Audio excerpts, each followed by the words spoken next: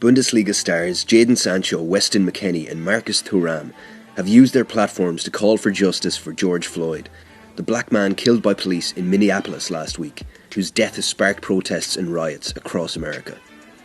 While many players avoid taking a political stand, football has long served as a platform to promote positive social messages. Few high-profile footballers have been as outspoken in their socio-political views as Brazilian legend Socrates. During his time with Corinthians, he helped establish the Corinthians democracy movement alongside defender Vladimir and the club owner Valdemir Pires. Under Corinthians democracy, the players at the club oversaw the management of the team, deciding issues from tactics to when the squad would sit and eat together. The movement was also in opposition to Brazil's military dictatorship at the time. Such was the strength of his political beliefs, Socrates ended up leaving his home country for Fiorentina in 1984, after the Brazilian Congress rejected a constitutional amendment that would have restored democratic presidential elections. One of Germany's most controversial footballers, Paul Breitner, was known for doing things his own way. Throughout his career, he received backlash for a variety of reasons, from leaving Germany to sign for Real Madrid, to shaving off his beard and becoming an advertising spokesman for a cosmetics company. Breitner's greatest stand came in summer of 1978 when, along with Johan Cruyff, he refused to play for Germany at the World Cup in protest against host country Argentina's military junta. Argentina ended up winning the tournament, but after details emerged of the regime's human rights violations, forward Leopoldo Luque later reflected, "With what I know now, I can't say I'm proud of my victory."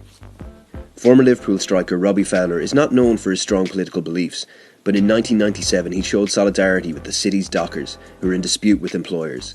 Prior to a Cup Winners' Cup game between Liverpool and SK Brann in March 1997, Fowler and his teammate Steve McManaman decided to wear t-shirts supporting the dockers, and when Fowler scored his second goal of the night, he pulled off his shirt.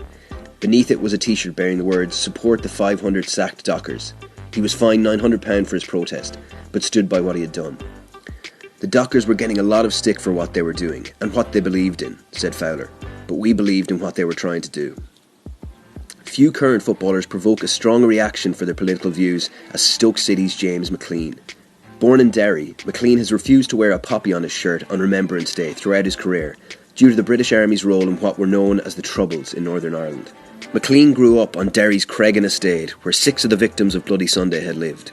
He has explained that his stance is one of peace rather than politics, adding that he would wear a poppy if it was purely to honour the soldiers who fought in the World Wars. One of the most high-profile players in modern football, Raheem Sterling has become increasingly political as his career has progressed. Much of this has been the result of the racist treatment he and teammates have been subjected to from the stands, as well as negative coverage from certain parts of the media. After he was allegedly subjected to racist abuse during a December 2018 defeat to Chelsea at Stamford Bridge, Sterling accused the British media of fueling racism due to their coverage of young black footballers in the country. He has continually called on authorities to crack down on racism in the UK and was vocal in encouraging people to vote in the lead-up to the 2019 general election.